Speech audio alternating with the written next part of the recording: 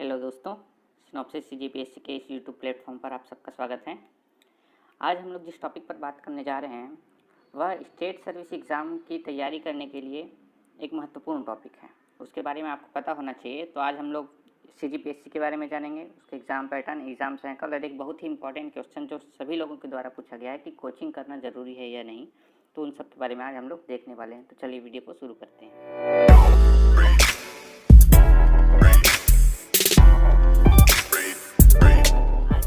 करने वाले हैं व्हाट इज सीजीपीएससी से। सीजीपीएससी जो है वह एक ऑर्गेनाइजेशन है। सीजीपीएससी मात्र एक संस्था है जो सलाह देती है सरकार को, ठीक है। यह कोई एग्ज़ाम का नाम नहीं है। सीजीपीएससी एक संस्था है। सीजीपीएससी जो संस्था है वो बहुत सारे एग्ज़ाम्स लेती है, जैसे state service examination, assistant professor का आपका एग्ज़ाम होता है, असिस्टेंट कंजर्वेटर ऑफ फॉरेस्ट जिसको आप शॉर्ट फॉर्म में एसीएफ के नाम से जानते हैं, जिसका एग्ज़ाम बहुत दिनों से लटका हुआ है, आप सब परेशान भी होंगे। स्टेट इंजीनियरिंग सर्विस जिसका एग्ज़ाम अभी कुछ दिन पहले हुआ है, और सिविल जज। ये सारे जो एग्ज़ाम हैं यह एग्ज़ाम कंडक्ट कराती है सीजीपीएससी। इसके साथ ही और भी बहुत सारे एग्ज़ाम सीजीपीएससी के द्वारा कंडक्ट कराए जाते हैं। तो सीजीपीएससी का काम यह है कि वह बेस्ट कैंडिडेट सेलेक्ट करती है और वो गवर्नमेंट को दे देती है। आगे गवर्नमेंट का काम है कि उन कैंडिडेट्स को फिर कैसे प्रमोशन देना है, कैसे उनकी कहाँ पोस्टिंग करनी है, ये सब काम गवर्नमेंट का होता है। तो ये बात आप ध्यान रखेंगे कि सीजीपीएससी मात्र एक संस्था है। सीजीपीएससी नाम का कोई एग्ज़ाम नहीं होता। जो डीसी डीएसपी वाले जो एग्ज़ाम होते हैं, नायब तहसीलदार हो गए, डीसी डीएसपी, आपके टैक्स इंस्पेक्टर का हो गया, टैक्स ऑफिसर का हो गया, जीएसटी वाले, तो ये सब जो एग्ज़ाम है यह होता है स्टेट सर्विस एग्ज़ाम। इसी एग्ज़ाम को लोग बोलचाल की भाषा में कह देते हैं सीजीपीएससी का एग्ज़ाम। तो यह बोलचाल की भाषा में सीजीपीएससी का एग्ज़ाम इसको क्यों कहते हैं, इसके पीछे भी एक कारण है। देखिए, होता यह है कि ये जो सारे एग्ज़ाम हैं, जैसे एग्ज़ाम है स्टेट एग्जामिनेशन, असिस्टेंट प्रोफेसर का, एसीएफ का, तो इसमें एक स्पेसिफिक रिक्वायरमेंट होती है। जैसे आप अगर असिस्टेंट प्रोफेसर का एग्ज़ाम दे रहे हैं तो आपका नेट या फिर सेट का एग्ज़ाम क्लियर होना चाहिए। जैसे आप स्टेट इंजीनियरिंग सर्विसेज का एग्ज़ाम दे रहे हैं तो आपका इंजीनियरिंग बैकग्राउंड होना चाहिए, साथ ही उस ब्रांच से भी होने चाहिए आप जिस ब्रांच के लिए वहाँ रिक्वायरमेंट है। सिविल जज का एग्ज़ाम दे रहे हैं तो आपका बैकग्राउंड लॉ वाला होना चाहिए। लेकिन जब आप स्टेट सर्विस एग्जामिनेशन देते हैं, जिसको हिंदी में राज्य सेवा परीक्षा भी कहा जाता है, तो जब आप एग्ज़ाम देते हैं तो इसमें सिर्फ रिक्वायरमेंट है इसकी कि आपका ग्रेजुएशन कंप्लीट होना चाहिए। अगर आप ग्रेजुएशन कंप्लीट है तो आप स्टेट सर्विस एग्जामिनेशन दे सकते हैं। इसीलिए इसको बोलचाल की भाषा में सीजीपीएससी का एग्ज़ाम कह दिया जाता है और यही चला आ रहा है। तो आप ध्यान रखिएगा, सीजीपीएससी एक संस्था है जिसका काम वेरियस एग्ज़ाम को कंडक्ट कराना होता है, ठीक है। चलिए हम लोग बढ़ते हैं अपने अगले टॉपिक पे। अच्छा, अब हम लोग देखते हैं स्टेट सर्विस एग्ज़ाम, राज्य सेवा परीक्षा का जो एग्ज़ाम साइकिल होता है वो कैसे होता है। तो देखिए, सबसे पहले नवंबर के महीने में, नवंबर के लास्ट वीक में इसका नोटिफिकेशन आ जाता है, ठीक है। तो इसका नोटिफिकेशन नवंबर के लास्ट में आ जाता है। इसकी जो प्रारंभिक परीक्षा होती है जिसको प्रीलिम्स एग्ज़ाम बोलते हैं, वह होती है आपकी फैब में, फैब के मिड के आसपास या फिर फैब के फर्स्ट वीक में आपका जो प्रीलिम्स का होता है वो एग्ज़ाम होता है। मेंस की जो परीक्षा होती है वह मई जून के आसपास होती है।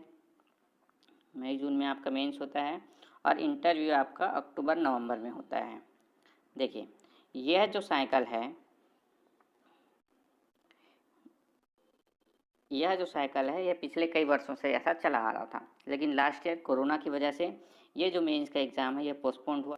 इस साल यह एग्ज़ाम जो है आपका मार्च के महीने में हुआ है, यह मई जून में होना था। लेकिन जो प्रारंभिक परीक्षा 2020 जिसको जो 2021 में जिसका प्री हुआ था, उसका एग्ज़ाम आपका जून में ही रखा गया है, ठीक है। तो इस बात को ध्यान रखिए। और जो फाइनल रिजल्ट है वो आपका दिसंबर के आसपास, दिसंबर जनवरी में आ जाना चाहिए। ऐसा साइकिल चलता है, लेकिन कोरोना की वजह से यह साइकिल अभी गड़बड़ हो गया है।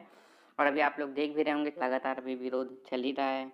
सोशल मीडिया पर भी अभी लगातार सोशल मीडिया का दौर चल रहा है। अभी विरोध प्रदर्शन का एक प्रॉपर जो स्ट्रेटजी बनाई गई है सभी कोचिंग संस्थानों और स्टूडेंट के द्वारा मिलकर, उसमें भी सोशल मीडिया का यूज़ किया जा रहा है। तो आप भी उसमें सहभागी बने। सिनॉप्सिस सीजीपीएससी ने भी अपनी ओर से ज्ञापन दिया हुआ है छात्र हित में, तो ये सब आप ध्यान रखेंगे, आप भी सहभागी बने क्योंकि आपके ही हित के लिए है। तो ये नॉर्मली जो है ये साइकिल होता है एग्ज़ाम का उसका। आइए अब देख लेते हैं एग्ज़ाम पैटर्न क्या होता है इसका। तो देखिए, जो फरवरी में मेनली जो होता है आपका प्रीलिम्स का जो पेपर होता है, जो फरवरी में हो जाता है, ज़्यादातर चांसेस फरवरी में हो जाते हैं। इसमें 2 पेपर होते हैं, पेपर 2, पेपर 1। पेपर 1 जो है वह जीएस का होता है और पेपर 2 जो है वह सीसेट का होता है। तो देखिए, सीसेट क्वालिफाइंग नेचर का पेपर है। इसमें एक निश्चित मार्क्स आपको लाने होते हैं। फिर अगर आपने उसके निश्चित मार्क्स को पार कर लिए तो आपका जीएस का पेपर चेक होगा और इसी जीएस के पेपर के आधार पर कट ऑफ मार्क्स तैयार होंगे और उस कट ऑफ मार्क्स के ऊपर जितने भी लोग होंगे उनका सिलेक्शन हो जाएगा मेंस एग्ज़ाम के लिए। ठीक है, मेंस एग्ज़ाम में 7 पेपर होते हैं, हर पेपर 200 मार्क्स के होते हैं। अभी आपको लग रहा होगा कि प्री और मेंस पे हमने ज़्यादा कुछ समझा नहीं रहे हैं, तो इसके लिए आपको एक प्रॉपर वीडियो सिनॉप्सिस सीजीपीएससी की ओर से कुछ ही दिनों में मिल जाएगा, जिसमें आपको प्रीलिम्स की तैयारी कैसे करें उसको लेकर पूरा डिटेल, प्रीलिम्स के सिलेबस के साथ सिलेबस भी एक्सप्लेन किया जाएगा, सारी डिटेल आपको समझाई जाएंगी।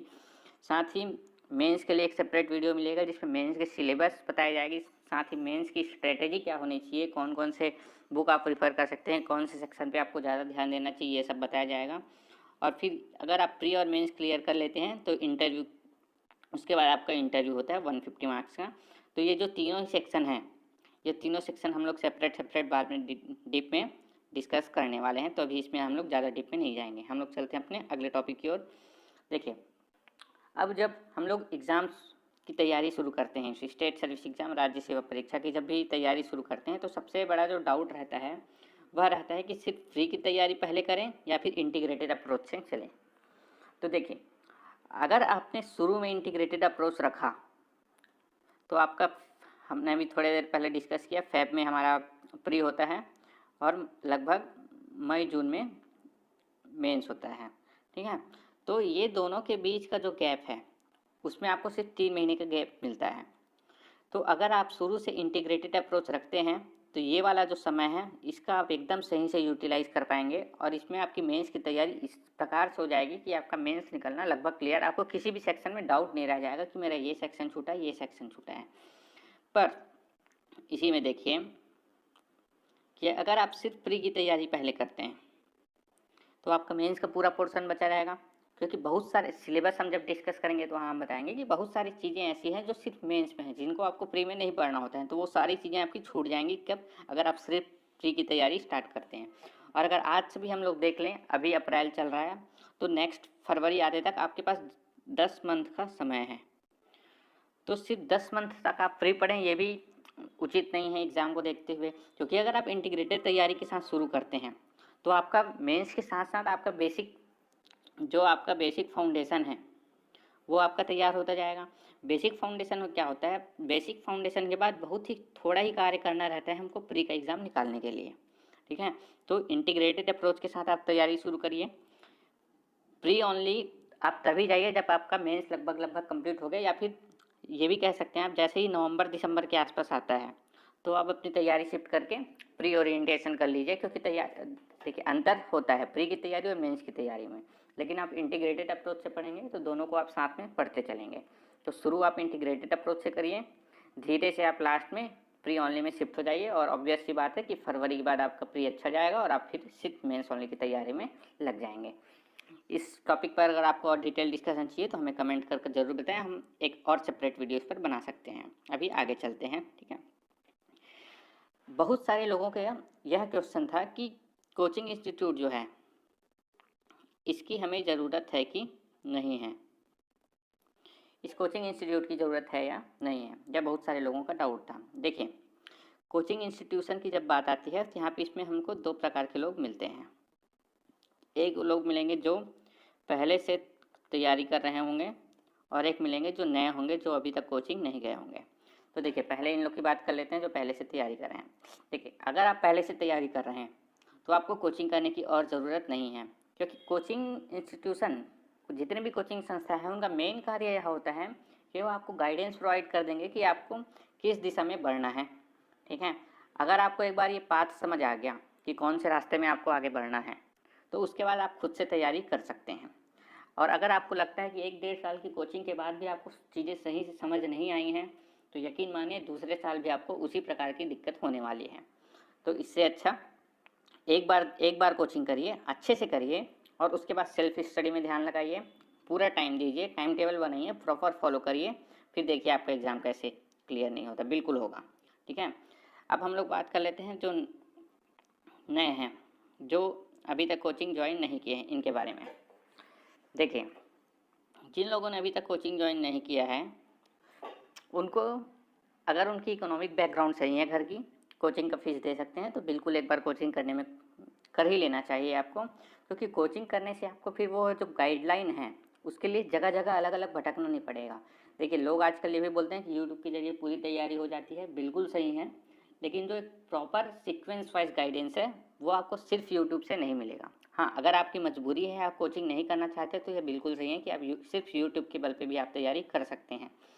लेकिन अगर आपके पास है वह क्षमता कोचिंग करने की, तो आप बिल्कुल एक बार कोचिंग जाइए, क्योंकि आपको जो गाइडेंस मिलेगा वो ऐसे अलग अलग जगहों से नहीं मिल पाएगा। अलग अलग जगहों से आप टॉपिक तैयार कर सकते हैं। जैसे आपका एक बार कोचिंग कंप्लीट हो गया, आपका कोई टॉपिक कमज़ोर है, तो उसको आप अगली बार नए जगह से यूट्यूब के किसी चैनल से किसी वीडियो देख लिए, तो उससे आप कवर कर सकते हैं। तो एक बार तो आपको कोचिंग ज़रूर करना चाहिए। ठीक है, हम लोग अपने आज के लास्ट टॉपिक पर आते हैं। देखिए, ऑनलाइन कोचिंग का न्यू ट्रेंड है।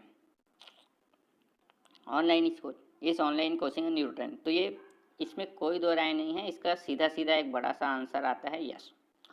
ऑनलाइन कोचिंग जो भी ट्रेंड है कोचिंग का, वो चेंज हो रहा है, सारी चीज़ें ऑनलाइन हो रही हैं। तो देखिए, अगर आप ऑनलाइन कोचिंग ज्वाइन करना चाहते हैं, तो उसके पहले आप 2-3 चीज़ें ध्यान में रख लीजिएगा।